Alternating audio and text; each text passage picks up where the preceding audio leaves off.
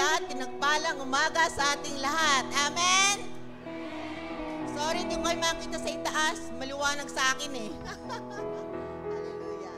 So tayo po lahat ay tumayo. At pasimulan po natin ng isang panalangin ang ating pong pananambahan sa umagang ito.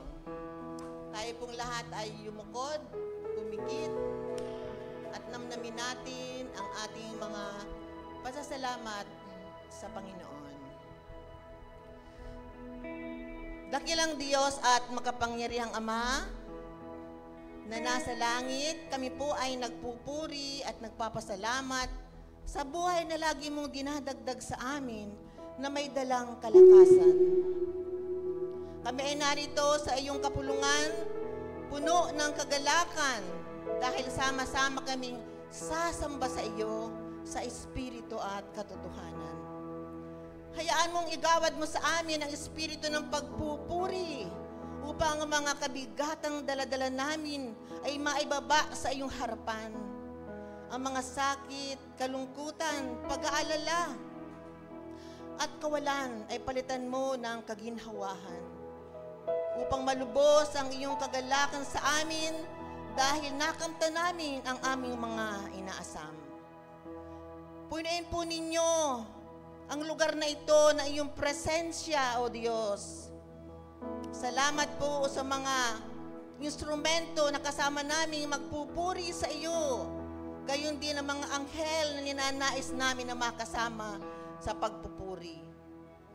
Hayaan mong mapangiti ka namin, O Diyos, at patuloy na maipadama ang iyong presensya. Anuman ang ipapahatid mong turo at aral sa amin, iba yung pangunawa ang iyong ipahatid sa iyong lingkod na gagamitin mo. Lubos mo siyang pagpalain upang malaya namin maisagawa. Kaya itago mo siya sa iyong krus upang ikaw lang ang makita. Ang pag-ibig mo ang siyang bumalot sa aming puso upang matakpan ang anuman kapintasan mayroon ang bawat isa sa amin upang walang anuman dahilan na maisumbat sa amin ang kaaway. Kaya't ibinibigay namin sa iyo ang aming mga sarili upang malayang makakilos ang iyong Santong Espiritu sa oras na ito. Sa pangalan ni Jesus, ito ang aming pasasalamat. Ang lahat ay magsabi ng Amen. God bless you all.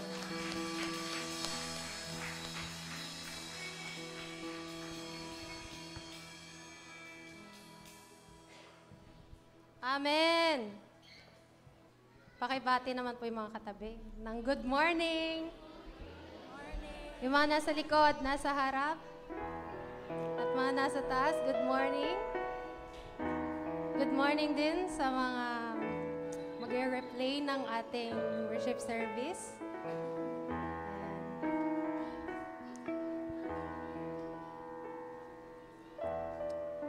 God is good. And all the time? God is good. Amen. Sabi sa verse na Psalm 100 verse 5, For the Lord is good, and His mercies endures forever. His faithfulness continues through all generations. Amen. Declare natin that the Lord is so good, and His mercy endures forever. Amen.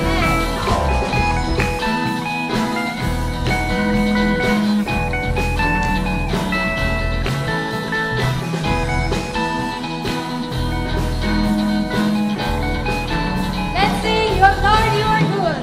Lord, you are good, and your mercy endures forever.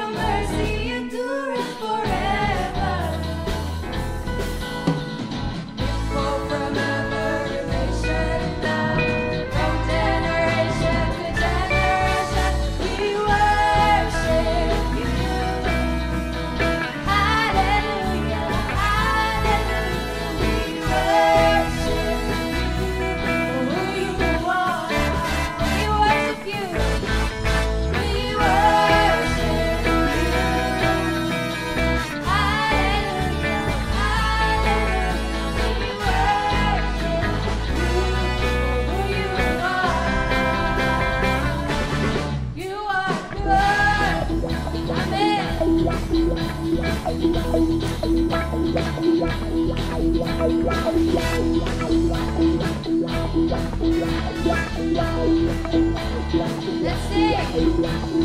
Lord, you are good and your mercy endures forever. Lord, you are good and your mercy endures forever. People from every nation, from every nation, from generation to generation, we worship you. Hallelujah, hallelujah, we worship you for who you are. Yes, Lord, we worship you. We worship you. Hallelujah, hallelujah, we worship you. You are good. Amen.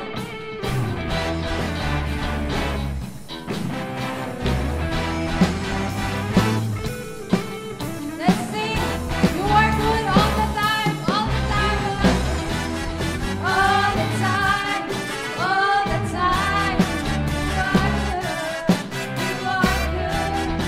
All the time, all the time. You are good. Let's sing. You are good. All the time, all the time. You are good. You are good.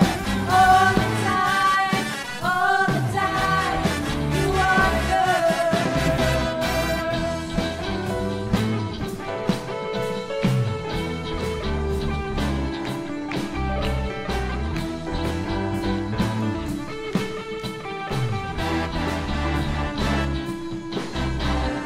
Lord, you are good and your mercy endures forever. Lord, you are good and your mercy endures forever. Lord, you are good. Lord, you are good and your mercy endures forever. Lord, you are good and your mercy endures forever. People from every nation, people from every nation, from generation to generation, we worship you. Hallelujah, hallelujah, we worship you for who you are. We worship you. We worship you. Hallelujah, we worship you for who you are. Who you are. Who you are. You are good. Amen. Hallelujah. Patuloy po tayong umawit at sumayaw as we sing, Blessed be your name.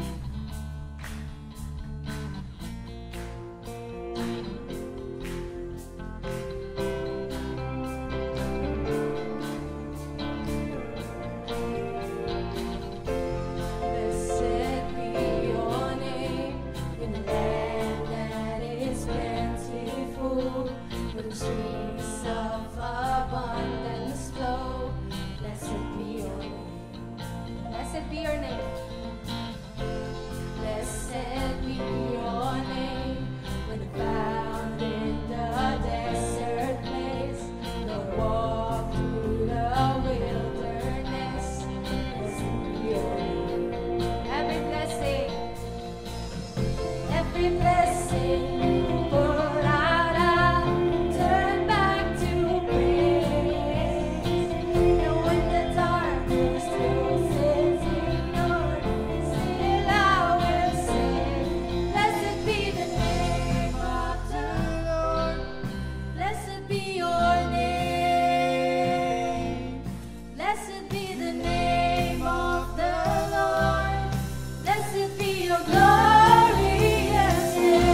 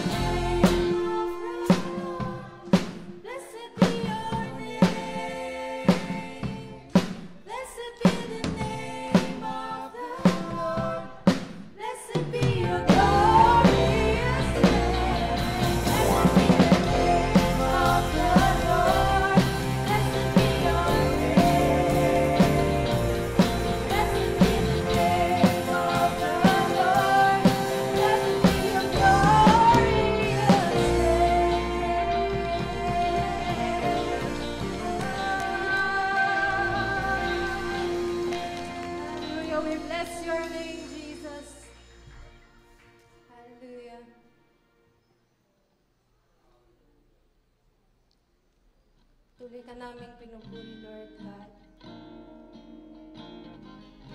For your grace, Lord, for everything, Panginoon. For your power, Lord. For who you are, Panginoon. You are our Jehovah Jireh, our provider. And you are always enough for us, Panginoon.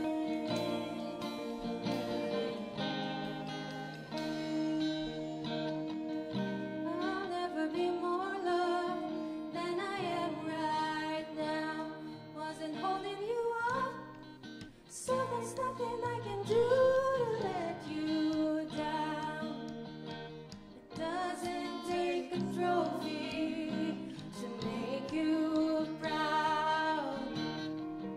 I'll never be more loved than I am right now. Going through a storm, but I won't go down. I hear your voice, carried in the rhythm of the wind to call me out. You would cross an ocean, so I wouldn't drown. You'll never be closer than you are right now. You are Jireh. Jireh, you are enough. Yes, you are Jireh. You are enough. I will be content in every circumstance. Jireh, you are enough. Ever enough, always enough, more than enough. Forever enough, always enough, more than enough. Don't wanna forget how I feel right now on the mountaintop. I can see so clear what it's all about. Stay by my side when the sun goes down.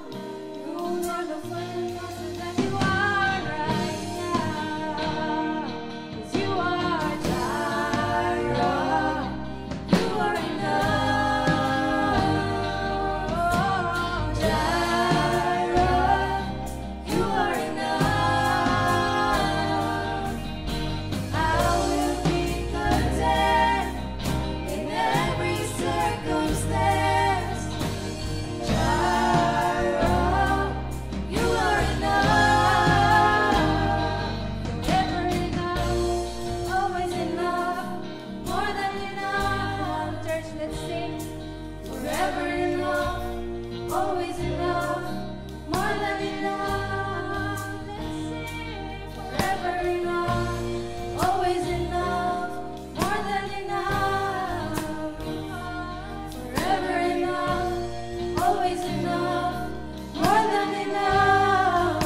Let's declare, I'm already loved. I'm already chosen. I know who I am.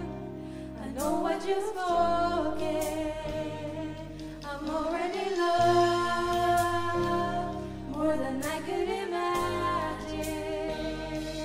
That is enough. It's a fact. I-declare natin ito sa sarili natin. I'm already loved. I'm already chosen. I know who I am. I know what you've spoken. I'm already loved more than I could imagine.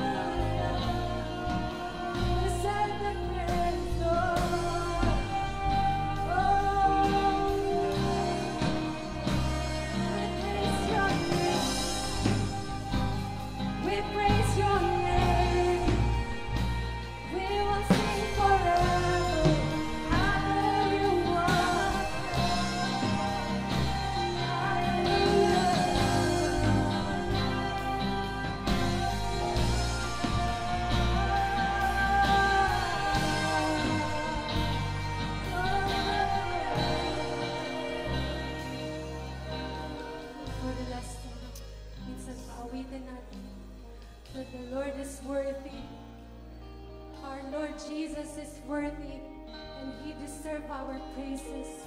Come on, let's sing. Worthy is your name, Jesus. You deserve the praise. Worthy is your name. Worthy is your name, Jesus. You deserve the praise. Worthy is your name. Amen. Hallelujah. You deserve the praises, Lord. Hallelujah. Hallelujah. Tanggapin mo ang aming malalakas na papurit pasasalamat, Panginoon. Hallelujah. Hallelujah. Amen. Amen. Amen. Amen. Amen. Maaari na po tayong makaupo sa presensya ng Panginoon.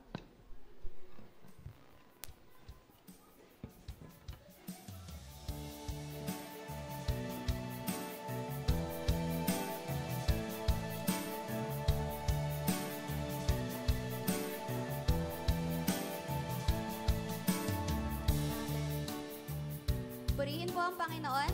Napakasarap pong magpuri at umawit sa Kanya. Amen po ba? Amen.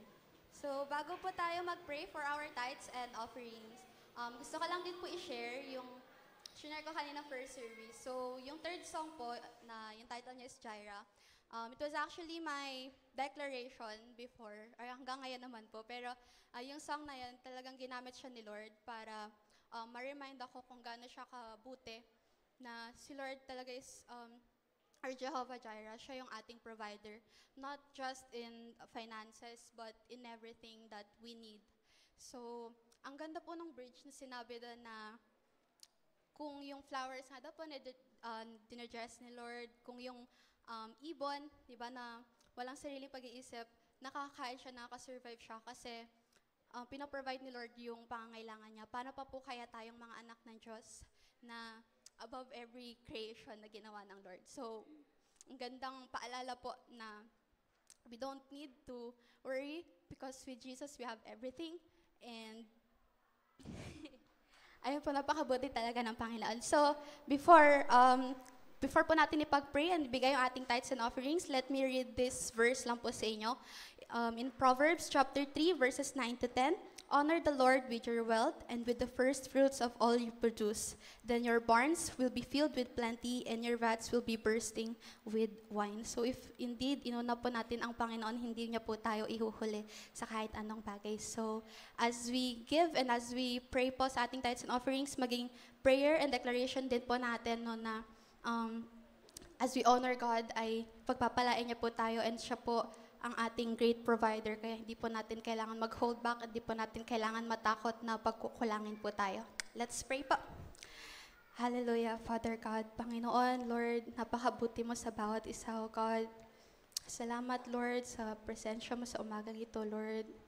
Our hearts are filled, Panginoon, with great gratitude, Panginoon, dahil we know na nandito ka, Lord. Alam namin kung gaano ka kumikilos, kung gaano ka nagpa-provide, Panginoon, kung gaano mo kami minamahal, O God. Salamat, Panginoon, sa opportunity na to that we can worship in spirit and in truth, O God. Salamat dahil may opportunity kami, Panginoon, na makapag-worship sa iyo, Panginoon.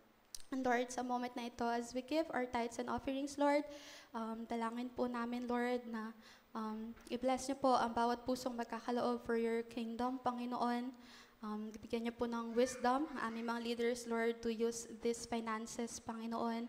At dalangin din po namin ang kalakasan, Panginoon, na nanggagaling sa iyo, Lord, that we may able to sustain yung aming mga work or yung aming mga pinagkukunan, Panginoon, ng resources. Bigyan niyo po kami ng wisdom din, Lord, to decide over things, Panginoon, na hindi po namin masayang yung mga bagay na pinagkakatiwala mo sa amin, O God. Bigyan niyo rin po kami mga students, Lord, ng opportunity na kahit we're not yet working, Lord, ay makapag-worship din kami sa iyo, Panginoon, gamit ng aming mga finances, O God. Sa mga wala pa pong work, dalangin po namin na tulungan niyo po sila, Lord, ikaw po ang mag-open ng way na, para Lord magkaroon sila ng work, Panginoon. And if meron man pong Lord, kumaharap, Panginoon, sa struggle with their finances, Lord, ay nawa, Lord, ay gamitin mo po itong aming preaching series, Panginoon, yung Sunday na ito, Lord, na ma-remind sila na you are our great provider, Panginoon. Walang imposible sa iyo, Lord, at hindi kami magkukulang kung magtitiwala kami sa iyo, Panginoon. Salamat, Lord, napakabuti mo sa amin, Lord. Kaya hindi sapat, Panginoon, ng bawat halaga na ibibigay namin, Lord, pero may you see, Panginoon, ng aming pusong punong-puno ng pasasalamat at pagmamahal sa iyo, Panginoon. Salamat, Lord. Ito po aming panalangin sa pangalan ni Jesus. Amen. Ayan, purihin po ang Panginoon. So, sa pagkakataon po ito, I hope you're excited na marinig po ang message ng Panginoon sa umagang ito. So, let's give the praises to the Lord as Pastor Norden give po ang ating message this Sunday.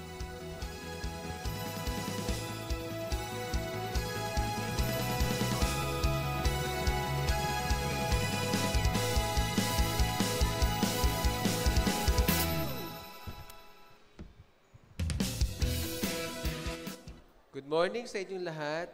Good morning. Baka po meron pa tayong hindi nabati po dyan. Batiin niyo po sa inyong katabi. At syempre, meron po tayong guest po ngayon. Babatiin po natin. Pwede bang tayo ka para makita ka namin? Kenneth Agipitan. Guest po siya ni Natasha Del Rosario. Yun, dito po siya sa gilid. Pwede bang i-welcome po natin siya? Ready? 1, 2, 3. Ayan. So, pwede ka nang maupo. Salamat sa iyong pagpunta po dito sa City TPS Visit Church. At syempre, yung mga second-timer, mga third-timer, di ba? Yung maraming beses nang umaatin po dito at nakikibahagi po sa worship service po ng church po na ito. Wini-welcome po namin kayo. At syempre, yung mga nagbabalik. Yan. May mga nakikita ako dito. Sa banda rito. Ayan, pag kilala niyo po sila, ay batiin niyo po sila later on. Okay. So, dadako na po tayo sa ating message. Pero bago ang lahat ng message, okay? Announcement po muna. Unang announcement ay merong youth fellowship sa August 17. Sunday, 3 p.m. po yan. Palakpakan po yung mga kabataan. Hindi pa po yan yung poster kasi fruit of the spirit po yan, no? So, ilalabas po nila yan later on. May surprise sila. Ano kayang prutas na naman? And then, next. Yan. Magkakaroon po tayo ng Bible Study Method Seminar, no? So, August 23 and 30. Dalawang Saturday po yan ng maghapon, 8 a.m. to 5 p.m. Ito po ay para sa D-group leaders. Pero ito po ay open sa lahat na gustong matuto kung paano nga ba mag-study ng Biblia na may method na gagamitin. Makaka-arrive kayo sa tamang interpretation at sa tamang application.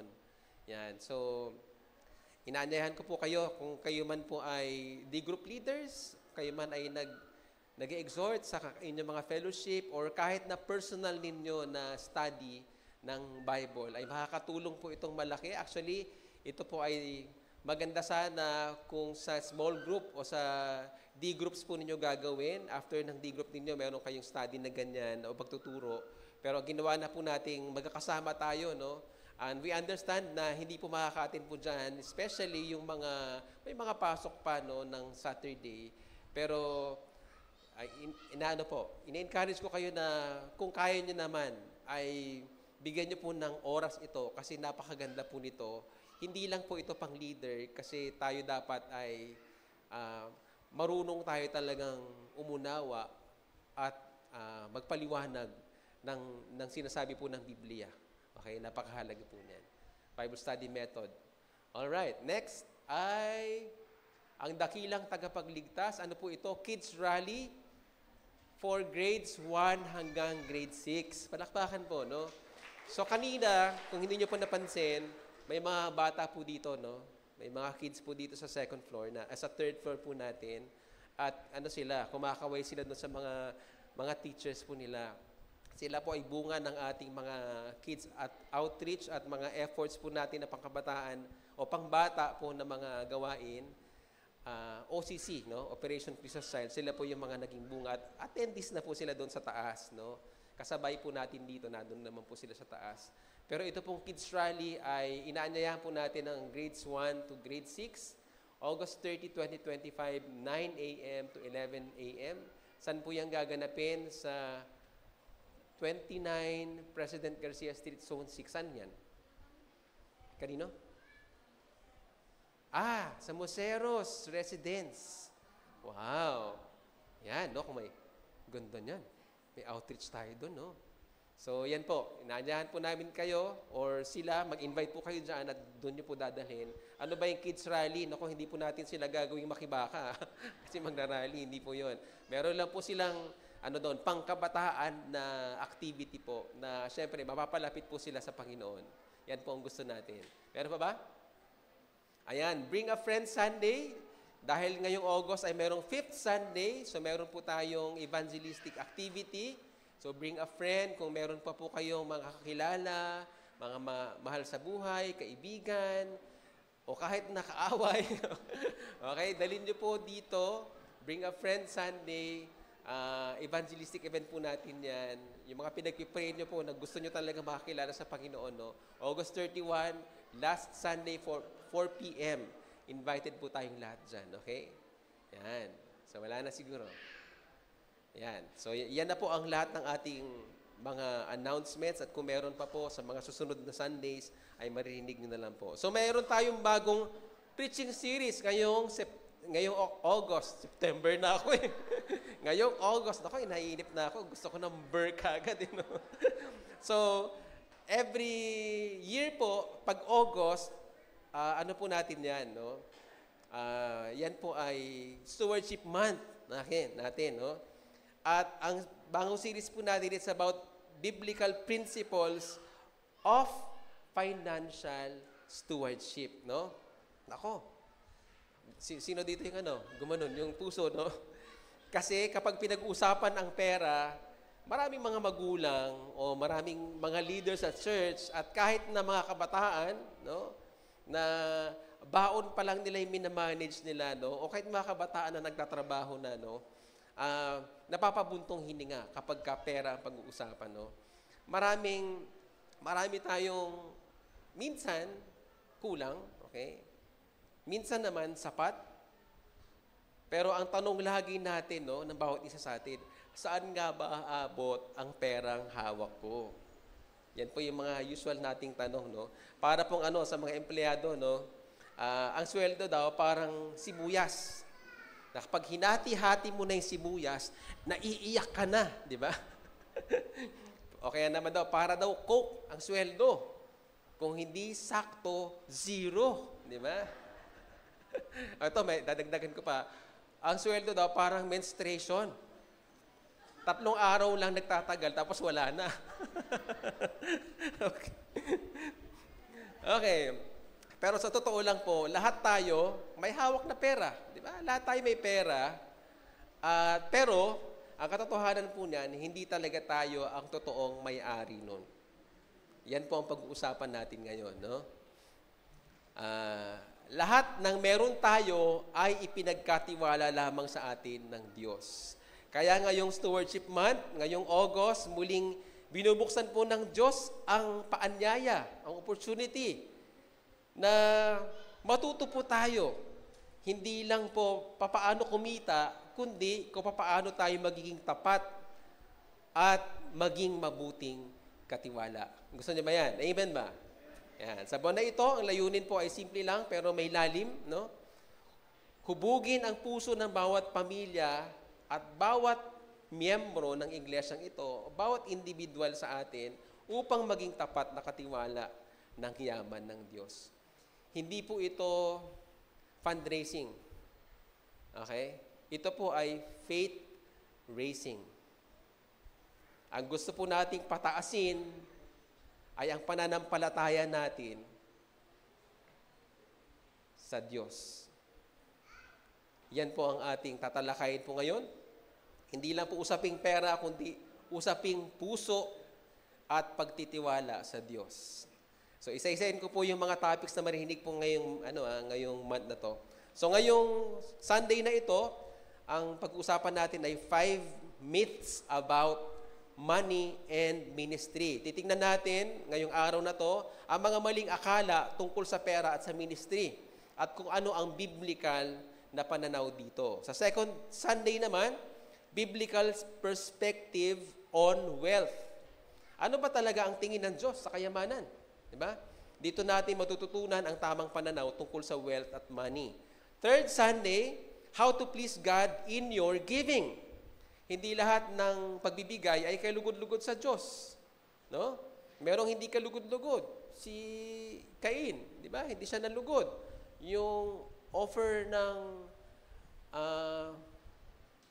may mga nag-offer na priests sa panahon ng Old Testament, hindi kalugod-lugod kasi hindi sila nag-obey sa nais ng Diyos, no? Yung mga anak ni Samuel, di ba? May mga ganyan, no? So, ano nga ba'y nakakalugod sa Panginoon? Tutuklasin natin kung paano natin mabibigyan ng kaluguran ng Diyos sa ating pagbibigay mula sa puso at hindi napipilitan. Fourth Sunday, the kind of giving that God rewards. So may mga klase pala ng pagbibigay na hindi lang tinatanggap ng Diyos, kundi pinagpapala pa niya ang mga nagbibigay. So alamin natin kung anong klaseng pagbibigay ang ginagantimpalaan ng Diyos. At yung last Sunday, fifth Sunday, the blessings God gives to faithful stewards of His possession. Ang Diyos ay tapat. Amen. At sa Kanyang mga tapat na katiwala, hindi siya maramot. Sa huling linggo po, titingnan natin ang mga uri ng pagpapalang inilaan niya sa mga taong marunong humawak ng Kanyang yaman. Yan. At ang panalangin po natin ngayong August, na ang bawat isa po sa atin, bawat individual, at bawat pamilya sa iglesyang ito ay matutong humawak ng resources ng may pananampalataya. Na bawat miyembro ay maging channel of blessing at ang buong church ay maging matatag hindi lamang sa prinsipyo, kundi sa katapatan at sa pagiging mabuting katiwala. Mag-grow po tayo ngayong month na to. Mag-grow po tayo in giving and in faith. At magluluwalhati po tayo sa ating Diyos bilang family at bilang church. Kaya welcome po sa Stewardship Month 2025. Palakpakan po. Ayan. Kapag ka po may ganon, palakpakan po yung susunod nun. Okay. So ngayong unang linggo, pag-usapan na po natin ang topic po natin ngayon, 5 myths about money and ministry. Myths. Ang hirap, no? Yan. Ano yung mga maling akala tungkol sa pera at ministry? Yan po yung tatalakayin po natin ngayon. Manalangin po muna tayo. Maraming salamat po, aming Diyos Ama, napakabuti niyo, Panginoon, sa amin. Pinuno niyo kami, Lord, ng inyong presensya, Panginoon, sa aming awitan pa lang kanina, Panginoon. Lord, talagang nag-umapaw yung kagalakan namin ng aming mga puso, Panginoon, kung gaano ka kadakila, kung gaano ka, Lord, karapat-dapat, Lord, na purihin at sambahin at magbalik, Lord, sa amin, magbalik, Lord, sa inyo ng aming pagsamba, Panginoon. Napakabuti niyo, Panginoon, sa amin. Simula, Lord, nung kami ay hindi pa nakakakilala sa inyo at nung kami, Lord, ay nakaranas na ng pagpapalang kaligtasan na nagmumula, Panginoon, sa inyo. Kami, Lord, ay pinupuno niyo na ng mga pagpapala sa lahat, Lord, ng sense ng salitang pagpapala, Panginoon. Hindi lang ito material, kundi, Lord, spiritual. Kundi, Lord, yung talagang pagsama mo, Panginoon, sa amin ay sobrang pagpapala nito, Panginoon, sa amin. Yung paggagabay mo, Lord, sa amin, sobrang pagpapala nito, Panginoon. And right now, Father God, dalangin namin yung pag-usapan namin ngayon tungkol sa finances, tungkol sa wealth. Lord, ang patuloy naming dalangin, Lord, ikaw ang siyang mangusap, Panginoon, sa amin. Gamitin mo lang, Panginoon, yung mga mensahe, Lord, na talagang nagbumula sa iyong mga salita, Panginoon, at yung mga prinsipyo, Panginoon, ito, talagang tumalab, Panginoon, sa amin. Magamit namin ito, Lord, sa aming buhay, sa aming pamilya, at sa pag-expand, Lord, ng iyong kaharian dito sa mundo, Panginoon. Lord, Ikaw ang kumilos, Panginoon. Buksan mo ang aming mga puso't isipan na talagang makapasok, Lord, ang iyong mga salita sa aming mga puso, Panginoon. Kagaya ng tabak, Lord, na 2 talim, magkabila ang talim, Panginoon, na talagang tumusok sa aming mga puso, Panginoon, at makapagpabago at makapagpa-improve at makapagpatagumpay, Panginoon, ang aming buhay, Panginoon. Maraming salamat po, Lord, sa pangalan ni Jesus. Amen. Okay, 5 minutes about money and ministry. So ito po ay based sa book na Pastor-Driven Stewardship by Dr. Rod Rogers.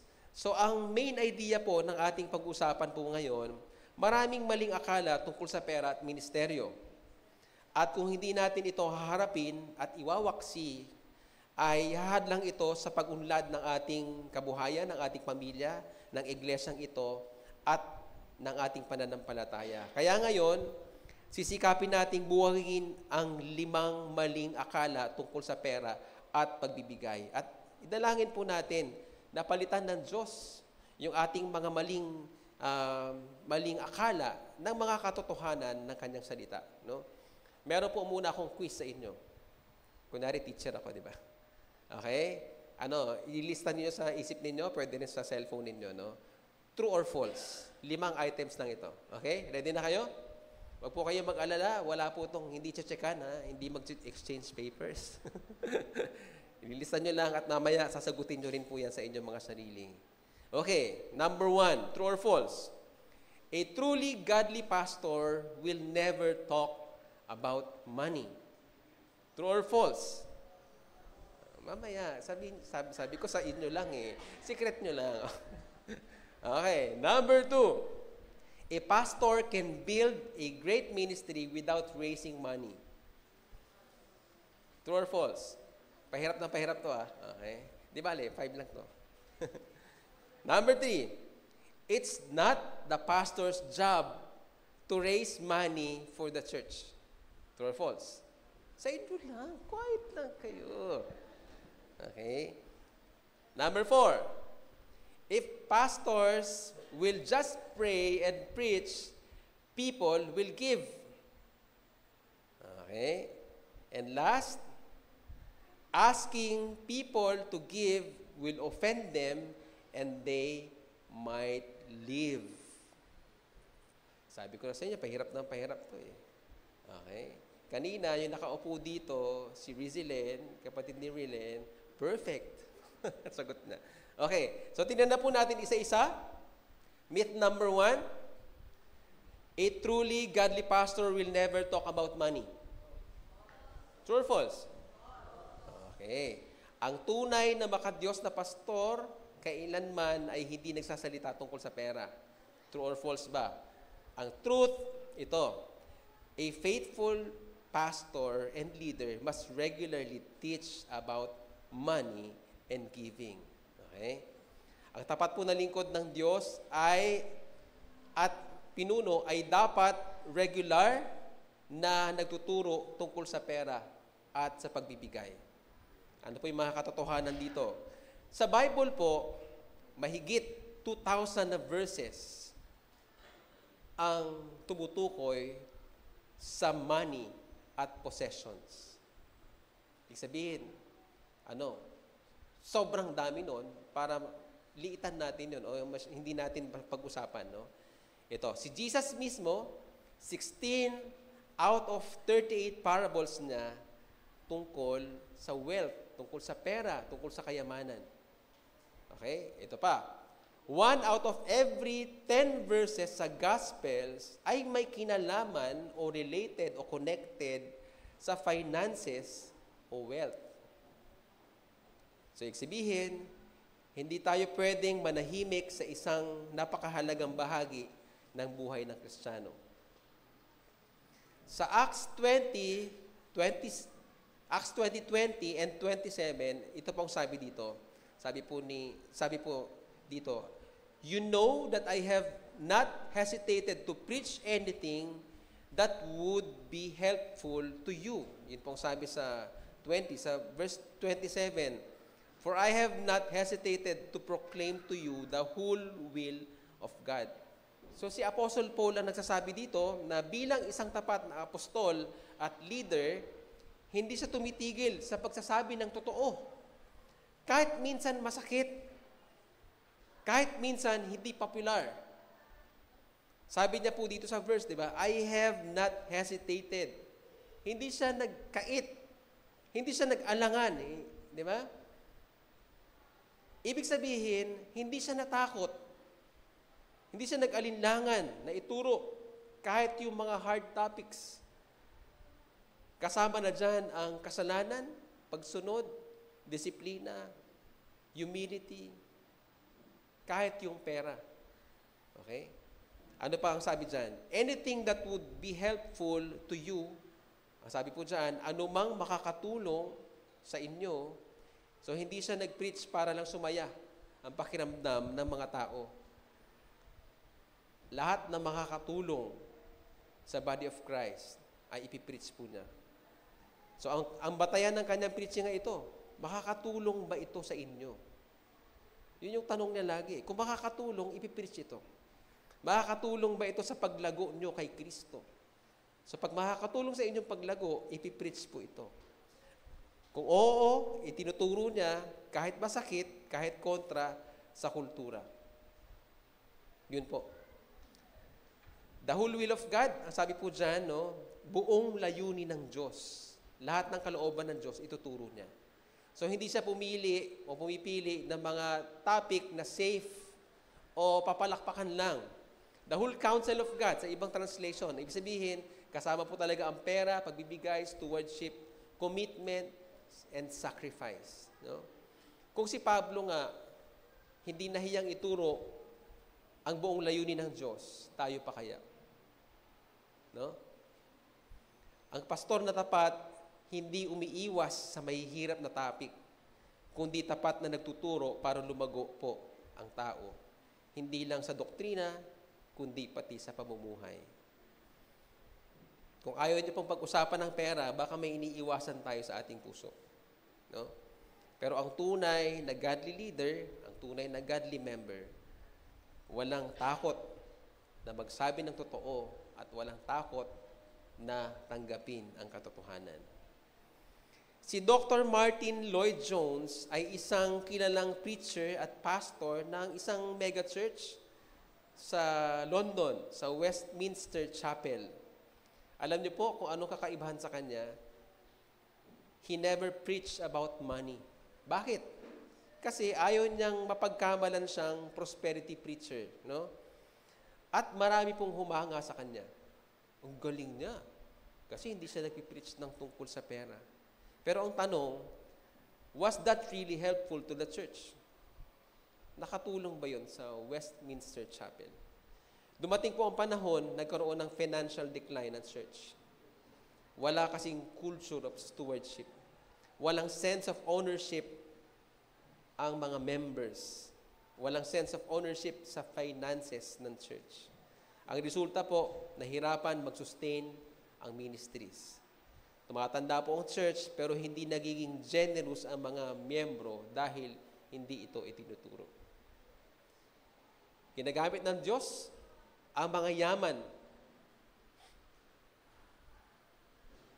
Sorry po. Okay. Nagkaroon ng imbalance sa discipleship dahil po sa hindi niya pagtuturo ng tungkol sa finances at iniiwasan niyang banggain ang issue ng pera. Alam niyo po, sabi sa Matthew 6:21, "For where your treasure is, there your heart will be also." Kung nasaan daw yung kayamanan natin, naroon din ang puso natin. Ang gusto ng Panginoon ng puso natin. Sa puso natin siya nakatingin. So kung naroon yung kayamanan natin, dapat pag-uusapan din. Sa Luke 16:11, "So if you have not been trustworthy in handling worldly wealth, who will trust you with true riches?" In application, mga leaders, wag tayong mahiya na magturo tungkol sa pera. Hindi ito worldly topic. Ito ay discipleship topic. Sa mga magulang, parents, start money conversations sa bahay with your kids, o kahit malalaki na po sila. Don't let the world teach them. Let God's word shape their view. If you don't teach them about money, the world will teach them. Number 2, na myth. I can build a great ministry without raising money. Or we can build a great ministry without raising money. Kaya kong magpatayo ng dakilang gawain o ministeryo nang hindi nangangalap ng pondo. True or false? Ang katotohanan, God uses His people's resources to build His kingdom. Ginagamit po ng Diyos ang yaman ng kanyang mga anak, ng mga tao, upang itayo ang kanyang kaharian. Hindi po bumabagsak mula sa langit papunta sa lupa ang pondo para sa gawain ng Diyos. Meron na ba kayo nakita? Wala pa, di ba? Di ba? Wala pa eh. Ginagamit niya ang puso, ang kamay, ang bulsa ng kanyang mga hinirang, ng kanyang bayan, ng mga members ng body of Christ. Pwede nga, kahit hindi member ng body of Christ, maaari niyang gamitin. Nakalagay po sa Old Testament, di ba? The wealth of the wicked ay mapupunta sa righteous. Ang katotohanan po, ministry requires money. Kailangan po ng pera para tumakbo po ang ministry o ang ating paglilingkod. Hindi dahil sa greed, kundi dahil sa ito talaga yung kailangan. Okay? Walang provision, walang mission na uusad. Kagaya po ng panahon ni Moses, noong nagtatayo ng tabernacle sa Exodus 35 to 36. Ang sabi po dyan, this is what the Lord has commanded, sabi ni Moses. From what you have, take an offering for the Lord. Ibig sabihin, galing sa ating lahat, galing sa mga tao noon ng Israel, galing doon, mag-o-offer kayo sa Diyos para maitayo ang tabernacle. Ano pa? Sa panahon ni King David and Solomon, yung temple, okay? Ganon din po, di ba? Donation drive, fundraising drive, di ba? Lahat ng ginto, lahat ng pilak, lahat ng pwedeng makatulong para itayo ang templo ng Diyos ay ginawa po ng buong Israel. At dumating nga po yung time na umaawat na sila. Sandali, sobra-sobra na. Tama na muna, wag na muna kayo magbigay. Grabe, gusto ko yon. Gusto niyo rin yon? Gusto niyo rin ba yon? Talaga, no? Ang dami nating pwedeng gawin. Ito po, ulitin ko, ito, may diferensya na po ito eh. Kung napapansin po ninyo, habang kumakanta tayo, parang lumilipat doon yung sound lang na wala dito. Kasi may auto shut off po siya bago masunog. May auto shut off siya, so bago siya mag-overheat. Yan. Tapos pag malamig na ulit, bubukas na siya ulit. Ibig sabihin, may malfunction po yata sa pampalamig niya. So yan po yung, marami po tayong kailangan dito. Kung napapansin po ninyo, dapat may stand po yan, na tanggal na. Tapos, ano pa ba? Isa lang po yung camera natin, no? Sana may roaming camera dito, di ba? May gumagano na camera dyan. Di, mga luho na po yun. Hindi pa yun need, ha? Na-imagine ko lang po. Just harapan natin, di ba? May gagawin pa tayo dyan, di ba? Ang laki ng lupa dyan, no? For the meantime, gagawin natin, i-develop natin na maging parking siya, di ba? So, marami pong gawain na pwede. So, kailangan po ng pondo dyan, no? So, ganun din pong ginawa nila, ganun din pong gagawin natin. Oh, ito pa. Sa panahon po ni Jesus, tingnan niyo po sa Luke 8:2-3, Joanna, the wife of Chuza, the manager of Herod's household, Susanna, and many others, these women were helping to support them out of their own means. Sinuportahan nila ang ministry ni Jesus. Ito mga kababaihan to. Galing sa kanilang sariling bulsa, sa kanilang sariling kayamanan. Sa Philippians 4:15-17, si Apostle Paul po nagsasabi po dito, not one church share with me in the matter of giving and receiving. Sabi niya sa Philippians, except you only. Yung Philippian church ay mapagbigay. Not that I desire your gifts, hindi sa para sa kanya. What I desire is that more be credited to your account. Pag nagbibigay tayo, hindi yun sa account ng church. Sa account po nyo yun. Yun po yung katotohanan. Kahit anong vision, kung walang provision, hindi magaganap. Ulitin ko po yun. Kahit anong vision, pag walang provision, hindi po mangyayari. Ang Diyos ay hindi naghahanap po ng pera natin. Naghahanap siya ng mga taong handang gamitin ang kanilang yaman para sa walang hanggang layunin. God doesn't need our money. Hindi po kailangan ng Diyos ang pera natin. Siyang may-ari ng lahat. But He wants our obedience. And one way to build His kingdom is through the radical generosity of His people. Ano yung radical generation? Ano yung radical generosity? Ano po ito? Ito yung wala ka na nga, nagbibigay pa. Mahirap ka, nagbibigay ka. Alam niyo po, ang pondo po ng church, 1% lang galing po sa tithes and offering ng mayayaman. 99% galing po sa mga normal, mga common na mga members ng church. Marami po sa atin mas mahihirap pa. Pero dahil tayo matapat na nagbibigay sa Panginoon, nangyayari po yung ministry. Eternal. Di ba? Yun po yung radical generosity. So, imagine po ninyo, sa isang simbahan na gustong mag-plant ng church sa ibang lugar, no? Kompleto na, may volunteers na, may magtuturo na, may passionate na mga leaders, no? Pero walang pambili ng mic, walang pambili ng upuan. Saan kaya makakarating? Tatsaga. Pero kailangan ng provision at gagamitin ni Lord tayong lahat din. Hindi yun po mag-work, no? Hindi magtatagal yun, mamamatay, no? Pero alam niyo po ba kung saan nagsisimula? Vision plus faith. Doon po nagsisimula ang mga ministries. Pero saan po nagtatagal? Nagtatagal po ito pag vision plus provision, kaya po nangyayari at nagtatagumpay ang ministry. Noong nag-plant po tayo ng church sa Nasugbu, nagsimula lang po sa faith at vision. Vision at faith. Kaya nasimulan po ang church sa Nasugbu. Pero kung hindi po yung susuportahan, kung hindi po natin sinuportahan, malamang wala na.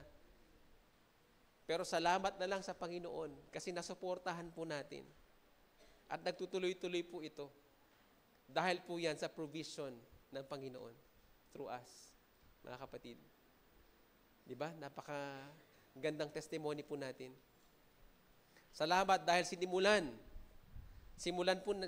po namin yung Acacia Outreach namin, no? Kami lang pong dalawa ni Leia ang nagsimula po doon, sarili naming bulsa, ang pagkain noon. Ako nga nagtagaluto, di ba nakwento ko yun? Magluluto ko ng spaghetti.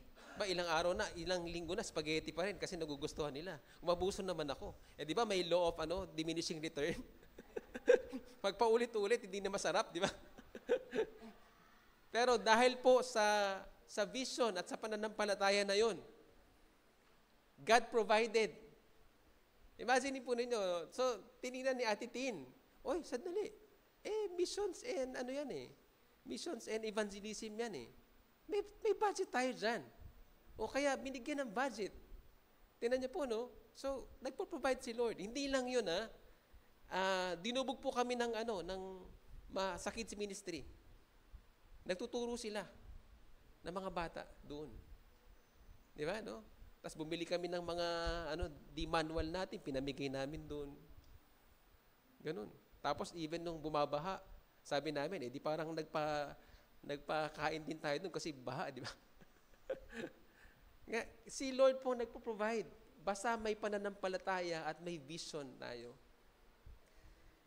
Yun po ang nangyayari noon. Kaya salamat sa mga sa kids ministry, yung mga nagtuturo sa mga bata. Papalit-palit din sila, depende sa kanilang availability. At sila po yung nagtuturo sa mga nanay kasi mga nanay po talaga yung naroon. No? Tuloy-tuloy po ang ministry po doon. In application, church leaders, start being bold and transparent sa goals po natin. Sinusuko lang natin sa Panginoon lahat eh. Hindi natin kaya i-provide lahat. Pero mga kapatid, sa pagkakaisa natin, sa pananampalataya at sa vision natin, magaganap po ang lahat. Mangyayari po ang lahat. Pray for God o pray to God for financial blessing. Si Lord ang pinanggagalingan. Di panalangin natin. Di ba? Hindi ito personal. Di ba? Ito ay para kay Lord. So, hindi tayo dapat nahihiya na ipag-pray po yan. O sa families naman, again, turuan natin ang mga anak natin na magbigay sa church.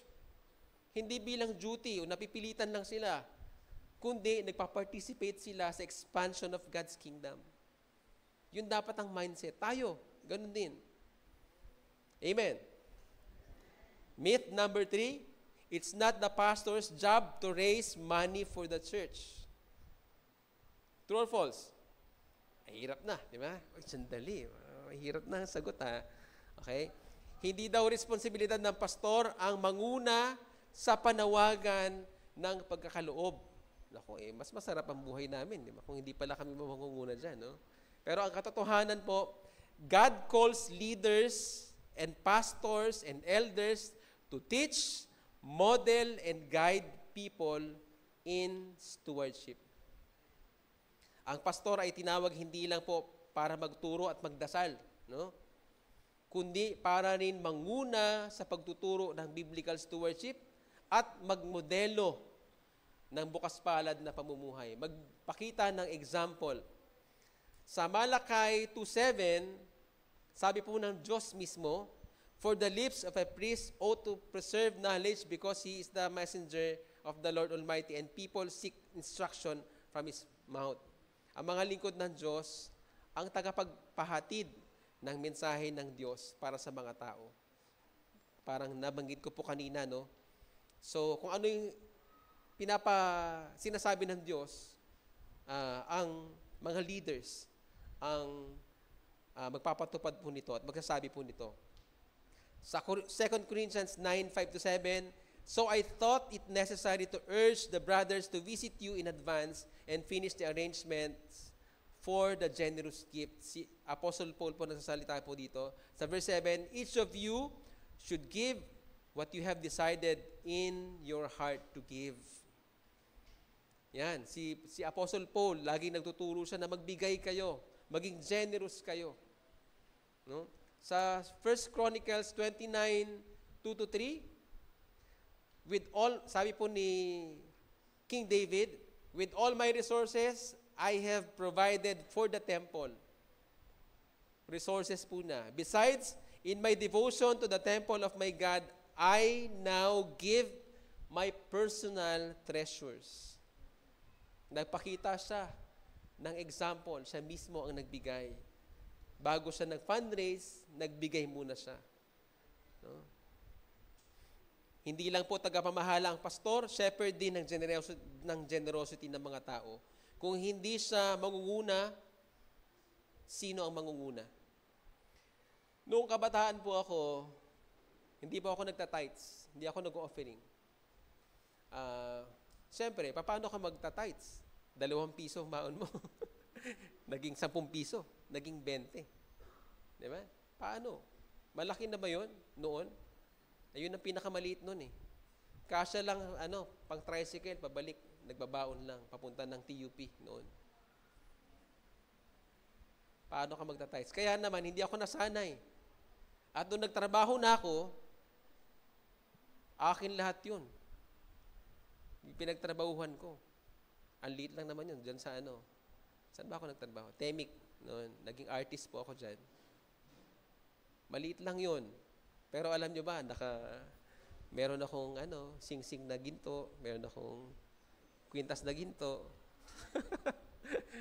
Tapos, magaganda yung mga damit ko noon. Kasi akin lahat yung sweldo ko eh. Di ba? Pero hindi ako nagtatights, hindi ako nag-offering. Music director ako nun, ng church. Anong klase akong leader, di ba? Hindi ako nagtatights. Kaya kung tayo ay leader, dapat nagtatights kayo, dapat nag-offering kayo. Lalo na kung pastor kayo, di ba? Pero, grace po ni Lord sa akin, sinagip ako ni Lord kasi nakapangasawa ko ng 15 years old pa lang siya, nagtatights na siya. Sister Leia, nasanay siya sa ganun. Nagtatights siya. Kaya nung kinasal kami, joint account kami sa aming tithes kay Lord. So hindi na struggle sa akin kasi auto-debit. Di ba? May taga-manage na. At alam niyo po ba, ang nakakatuwa po nito, no? Di ba ako inilisensyahan ng National, CTTP National, no? So, automatic pala yun kapag license ka na, magta-tights ka sa Central Tagalog District na nakakasakop na district sa atin. Ganon. So, automatic ulit, auto-debit ulit yun, di ba? Maaawas na kagad yun, direkta na doon, makakarating sa CTD. At yung CTD nagta-tights sa CTTP National. Galing ng pattern, no? Nagta-tights po tayo lahat. So, imagine nun ninyo, kung ako ay pastor, hindi ako nagta-tights. Anong klaseng church tayo? Di ba? Can I preach? Hindi. Baka maging katulad ako ng pastor sa Westminster. Kasi ayaw ako mapagbintangan. Huwag na lang, tahimik na lang. And usually, ganyan tayo eh. Kailangan secret kapag tights na pag-uusapan. Bakit ba tayo may ganyan? Sana maalis yung culture na ganyan, no? Hindi naman po sa pilitan ng tights. Kasi, ano naman yan eh? It's your heart. Okay? Pero, kasama po yan sa statement of faith ng CTTP. Naniniwala po tayo na tithing. Sa membership ninyo, merong nakalagay doon na tithing. Di ba? So, balik po tayo doon sa ating pinag-usapan, no? So, imagine po ninyo kung hindi ako nagtatights. O imagine ninyo kung di group leader ninyo hindi nagtatights. Di ba? Paano na ang church? Imagine po ninyo na ang church ay katulad ng barko o bangka na walang kapitan at nagkakanya-kanya ng direksyon. Yung mga tao, nagkakanya-kanya ng paglagay ng layag nila. Kasi ang leader, hindi nauuna. Ganon din po ang church. Kung walang clear leadership sa finances, walang sense of mission. Salamat dahil meron po tayong mga credible na mga finance head at senior pastor natin na to the point na talagang ginagawa pa rin siyang advisor ngayon ng CTTP National Director. Kasi yun ang forte niya. At yun ang kasanayan niya, yun ang profession niya.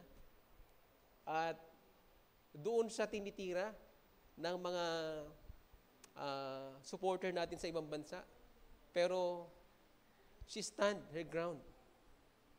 Kasi alam niyang totoo ang kanyang tinatayuan. Kaya naman hanggang ngayon po, di ba?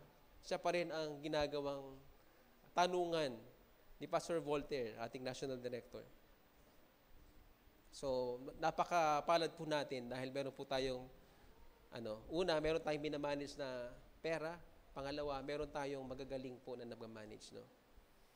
So, purihin po ang Panginoon dyan. Myth number 4, if I just pray and preach if I just pray and preach, people will give. Kapag ako ay nag-pray at nag-preach, automatic magbibigay yung mga tao. What do you think? Parang 50-50 na ang sagot, ha? Mahirap na, no? Okay? Tataguluhin natin. Kung mananalangin lang ako, pastor at mga ngaral, kusa na magbibigay ang mga tao. Kusa ba talaga magbibigay? Ang hirap na, no? False. Okay? Hindi na raw kailangan turuan o hibukin, basta mag-pray o mag-preach. Darating na raw na magkakaloob sila, no? Ang katotohanan po, prayer and preaching must lead to intentional action. Pag nagdi-DBS tayo, nagwawakas ba sa ano? Sino si Lord? Sino ang tao? Tapos, sino ka? Tapos done na? Di ba may I will? Tsaka we will? Kanino mo isi-share ito? Paano mo gagawin? I-apply ang salita ng Diyos. Ganon din po sa pagbibigay. Tama po na pinipreach, tama na pinagpipray, pero dapat ini-encourage ang mga tao na magbigay. Maging generous. Yan po yung katotohanan. Ang panalangin at pangaral ay mahalaga, pero bahagi ng katapatan ng isang pastor ang malinaw na pagtuturo ng pagbibigay ayon sa Biblia. Hindi po tayo magpipreach nang wala po sa Biblia. Kusa lang magbibigay ang mga tao, ganun ba? Kung alam nila ang prinsipyo, layunin at pangangailangan, hindi pa rin. Kailangan pa rin i-encourage ang mga tao para sila ay magbigay. Alam niyo po, meron nga tayong pattern. Sasabihin ko na po ang pattern. Pag nagpipreach po tungkol sa giving, lumalaki ang giving. Pero later on, nakakalimutan. Hindi naman po ganun kagad. Medyo tahan-dahan naman. Ay, wala na nakakapansin. Medyo na. Oy. Alam niyo po, unang-unang nakakapansin si Lord. Pangalawa ay taga-bilang. Pangatlo, yung mga kasama po sa GC, yung mga pastor.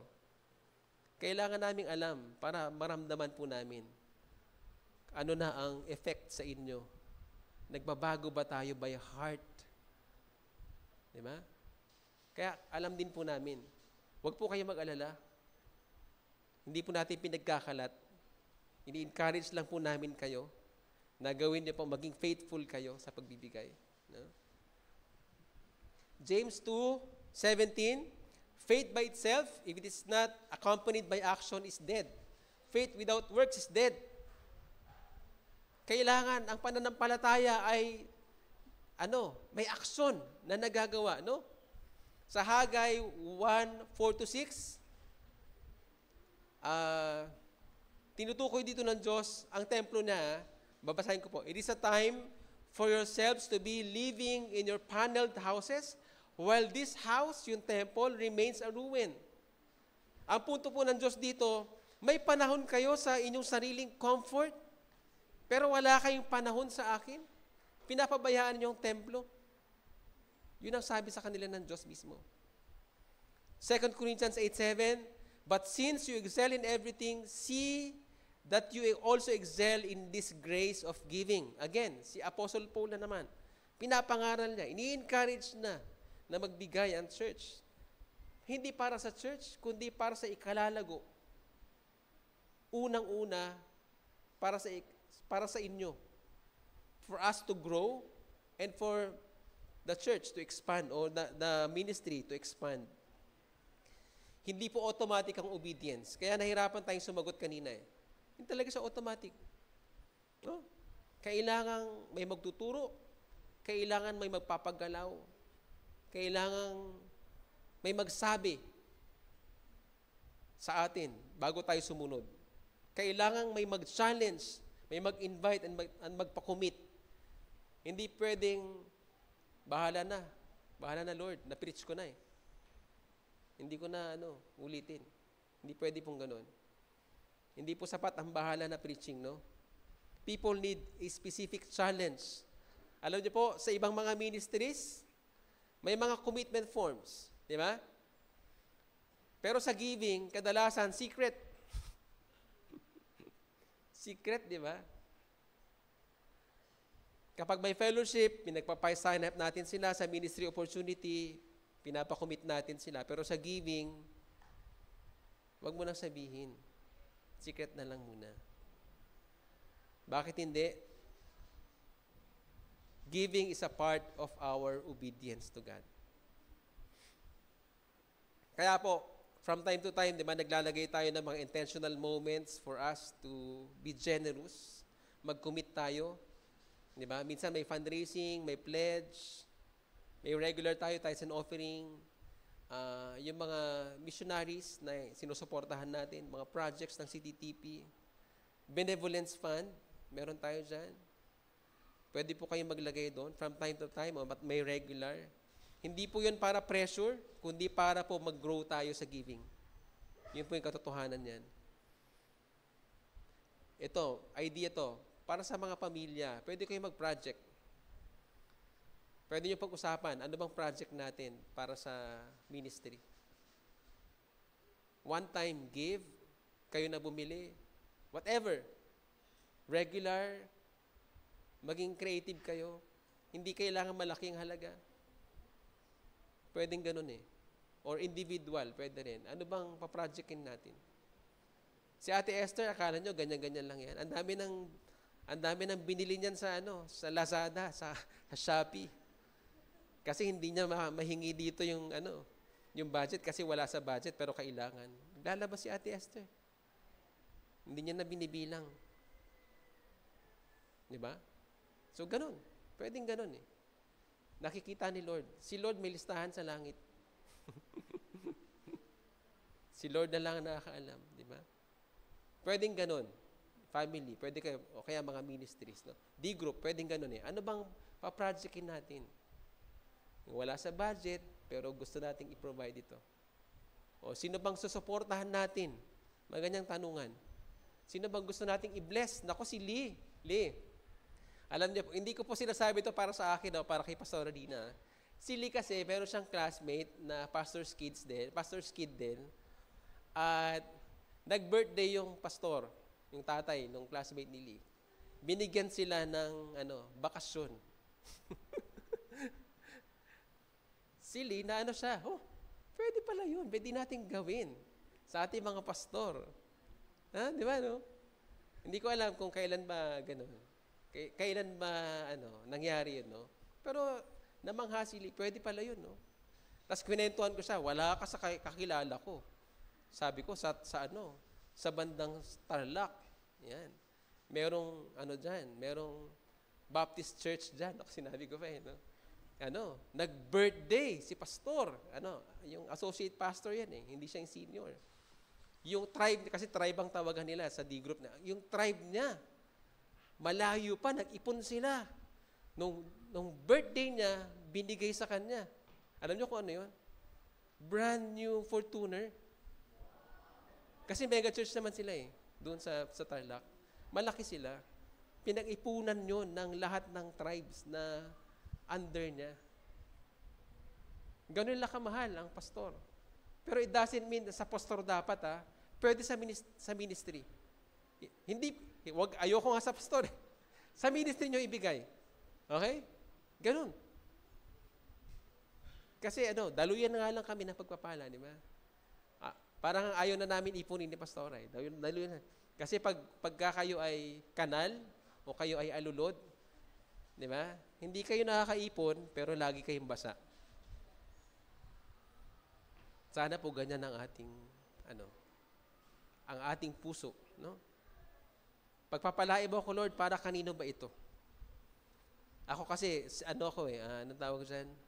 Spender ako. Pag may pera ako, ano bang ibibili ko dito? Ang ganda ng idea na, anong gagawin ko, Lord, dito? Sinong sisharean ko nito? Diba? Ang ganda, no? Gusto ko po na magkaroon tayo ng mga gantong puso, no? So, yan po. Pwede nyo pag-isipan po. Paano po yan? Last na myth. Myth number 5. Asking people to give will offend them and they might leave. True or false? True or false? True? False? Trolls. Kapag humingi ako ng kaloob, baka ma-offend sila at umalis sa church, no? Baka magalit o masaktan sila kung pag-uusapan ang pagbibigay. Baka hindi na bumalik sa church. Nako, yung mga bisita natin dito sa church, baka hindi na bumalik. Nako, unang attend ko. Nako, si Kenneth, di ba? Pera pinag-usapan. Babalik pa ba ako dito? Di ba? Ano sa palagay ninyo? Okay? Mukhang may katotohanan, di ba? Kaya po maraming pastors ang tahimik sa giving eh. Ayaw nila mag-preach. Pero ang totoo, kung hindi natin sila tuturuan, sila pa rin ang magiging kawawa. Hindi lang sila mawawalan ng gabay, kundi mamumuhay sila sa kakulangan dahil hindi nila nauunawaan ang prinsipyo ng biblical generosity. Pag generous ka, pinagpapala ka ng Panginoon sa lahat ng sense o sa lahat ng aspect ng pagpapala. It doesn't mean na pera lang lagi. Okay? Ang katotohanan, faithful teaching may offend, but it leads to growth and maturity. Ang tapat na pagtuturo ay maaaring makasakit ng damdamin, ngunit ito'y nagdudulot ng paglago at espiritual na pagkamulat. Galatians 4:16, have I now become your enemy by telling you the truth? Sabi yan ni Apostle Paul sa Galatia. Nung nagtuturo na ako ng katotohanan, ayaw niyo nang pakinggan, nagagalit na kayo sa akin. Ang gusto lang nila ay nakakakiliti sa tenga o may pakinabang sila. 2 Timothy 4:2-3, preach the word, correct, rebuke, and encourage, for the time will come when people will not put up with sound doctrine. Darating ang panahon, hindi na makikinig ang mga tao. John 6:66 and 68, for this time many of his disciples turned back and no longer followed him. Di ba nagpakain si Jesus na maraming tao? Pinapagaling niya yung mga tao. Pero nagtuturo na siya ng mga hard topics. Marami nang umaalis. Pero may mga natitira. Ang sabi nung natira sa 68, Lord, kasi sinabi ni Lord, kayo ba iwanan niyo rin ako? Sabi ng mga disciples na natira, Lord, to whom shall we go? You have the words of eternal life. Maraming umalis, pero marami din nanatili. May mga sumunod lang kay Jesus dahil may nakukuha sila, may pakinabang at convenient sila. Pero nung naging inconvenient na, tumalikod na sila. Pero merong mga followers ni Jesus, hindi talaga sila nang iwan. Sila talaga ang genuine followers of Jesus. Kaya nga sa level of discipleship natin, may come and see, may follow me, may be with me, at may remain in me. Yung nasa remain in me, kahit anong mangyari, hindi naiiwan si Lord. I hope and pray na makarating tayong lahat dyan. Kahit anong pagsubok, kahit anong bagyo dumating, kahit anong humarang sa atin, hindi naiiwan si Lord. Nasa remain in me na kasi tayo lahat. Yes po, may masasaktan, pero truth offends before it transforms. Marami naman sa atin, no? No, Lord, na-offend ako, tinamaan ako doon, Lord. Pero susundin ko lang, Lord. Para ako ay lumago dyan. Di ba? Naalala ko yung nung tag-ulan, lumago yung meron akong tanim na, yung sa may ubo, binibiga. Oregano. Lumago, ang dami. Ganon. So, may nabali. Ang ginawa ko, ginupit ko lang, itinusok ko lang doon sa lupa. Tumubo siya ng tumubo. Ang dami na. Kung kailangan yun, marami sa amin. Anong ibig sabihin?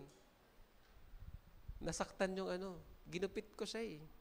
Pero itinusok kong ganun. Pero tumubo siya.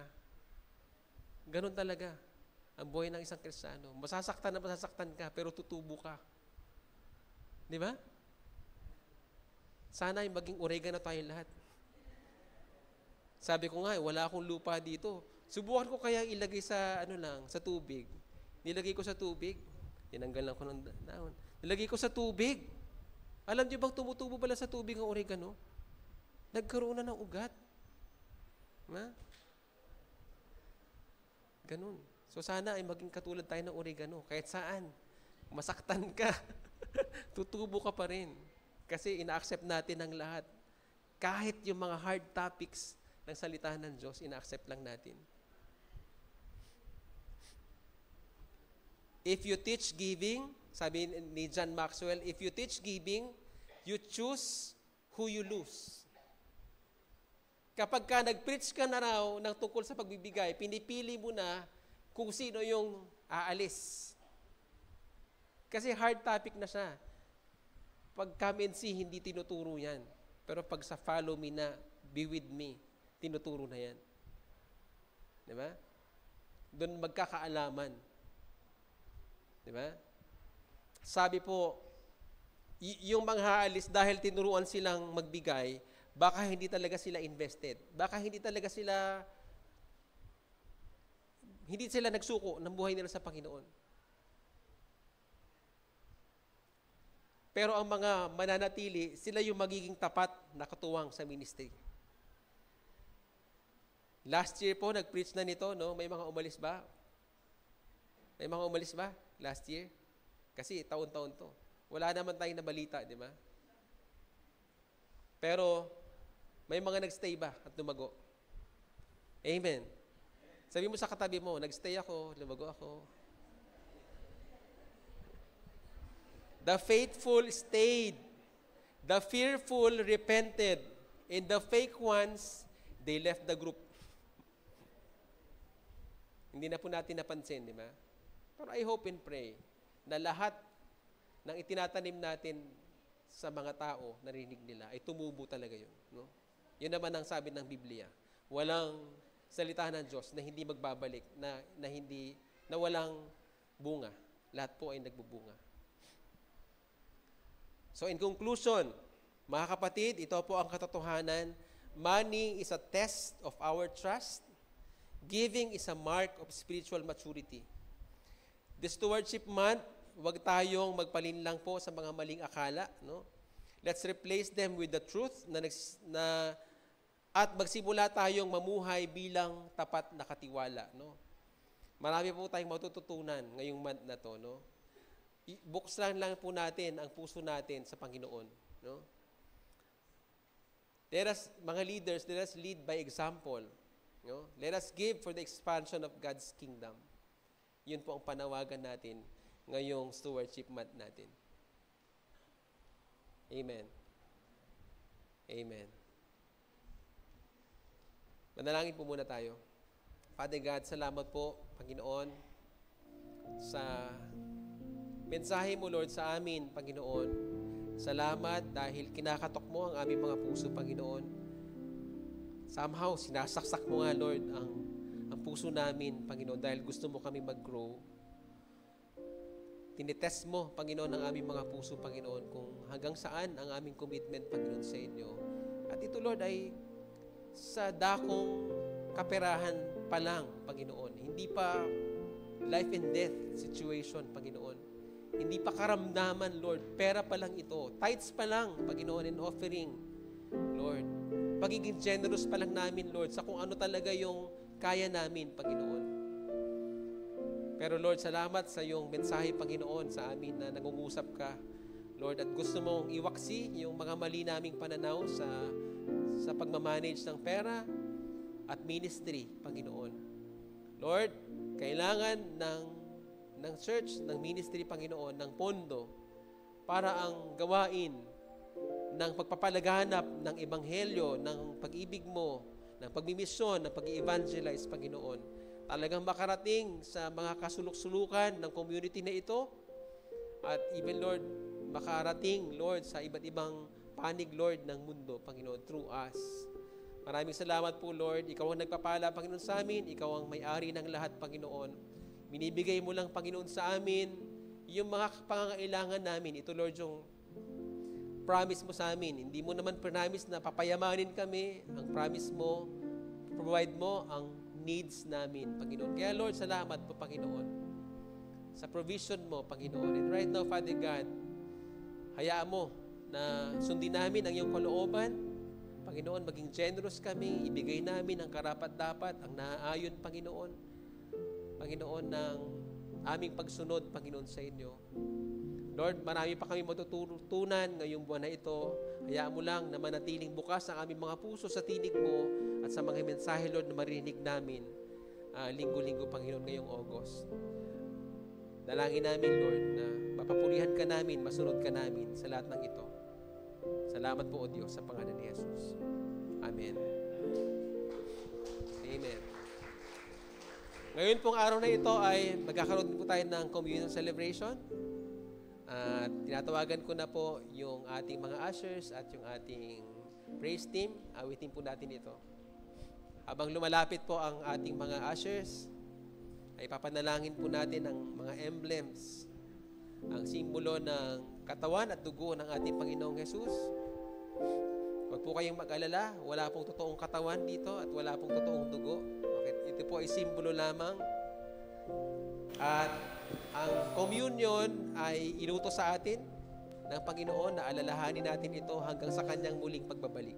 Manalangin po muna tayo. Father God, salamat po Lord sa iyong ginawa doon sa krus. Kami ay naligtas, Panginoon. Salamat sa kaligtasan. Salamat sa pagmamahal mo, Panginoon.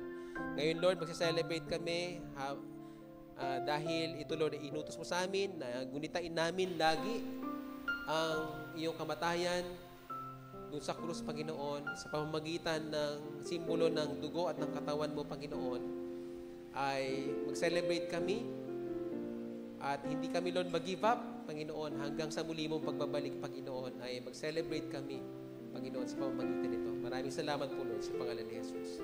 Amen. Pwede na pong i-distribute habang inaawit po natin ang awit na ito.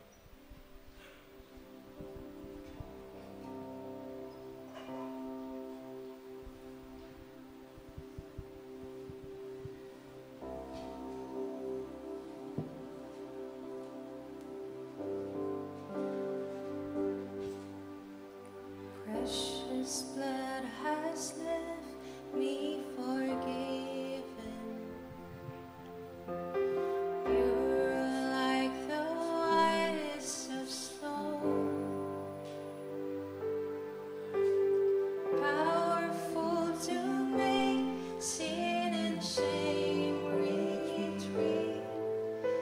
His covenant is making me whole.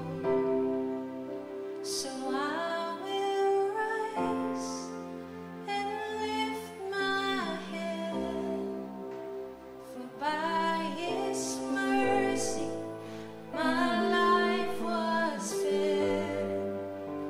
The highest name has set me free. Because of Jesus, my heart is clean. Purify my heart in your presence.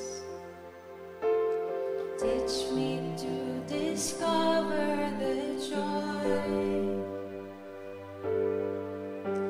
of holiness that forms as you draw me close. In you what was lost is restored. So I will rise and lift my head, for by His mercy my life was spared. The highest name has set me free. Because of Jesus, my heart is clean. So I will rise and lift my head, for by His mercy my life was spared. The highest name has set me free. Because of Jesus, my heart is clean. Precious blood has left me forgiven, pure like the whitest of snow, powerful to make sin and shame retreat. His covenant is making me whole. So I will rise and lift my head,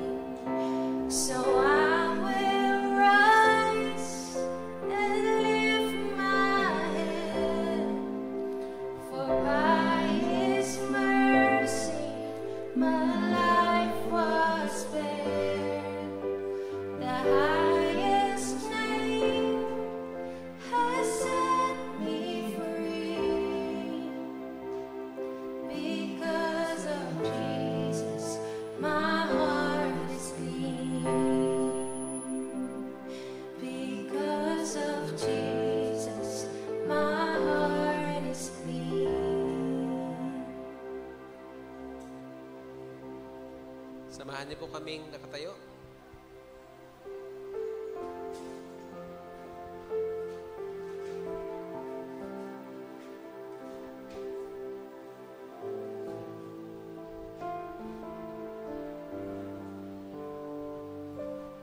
Hawakan po natin ang tinapay. Babasahin ko po ang verse na ito, 1 Corinthians 11:23-26.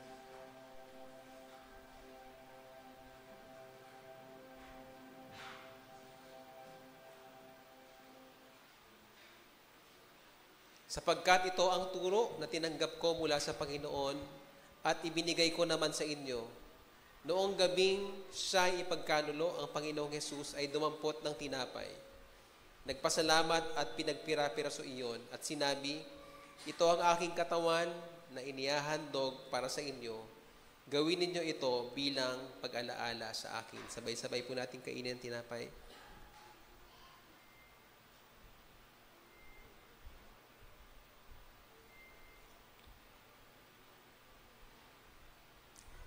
Hawakan po natin ang inumin. Matapos maghapunan, dumampot din siya ng kopa at sinabi, ang kopang ito ang bagong tipan na pinagtitibay ng aking dugo. Tuwing iinumin ninyo ito, gawin ninyo bilang pag-alaala sa akin. Sapagkat tuwing kakain kayo ng tinapay na ito at iinom sa kopang ito, ipinapahayag ninyo ang kamatayan ng Panginoon hanggang sa kanyang muling pagparito. Sabay-sabay po nating inumin.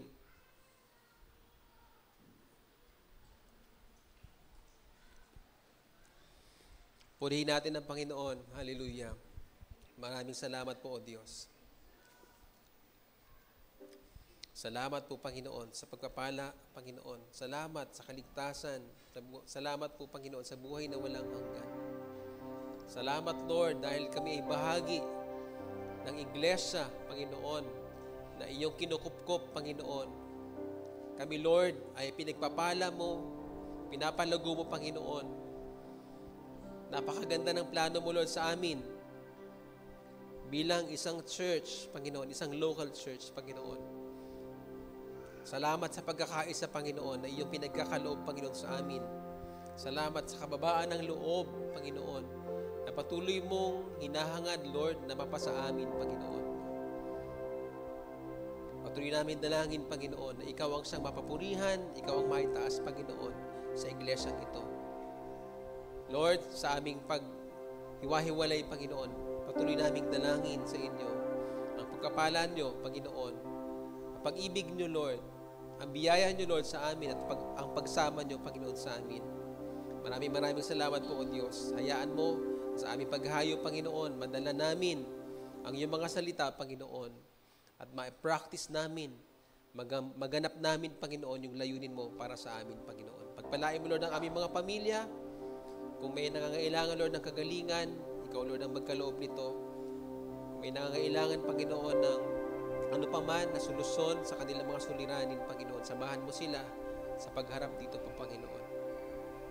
Maraming salamat po, O Diyos. Binabalik namin ang luwalhati, Panginoon, sa inyo sa pangalan ni Jesus. Amen. God bless everyone. Pwede na po tayo magkamayan. See you next Sunday.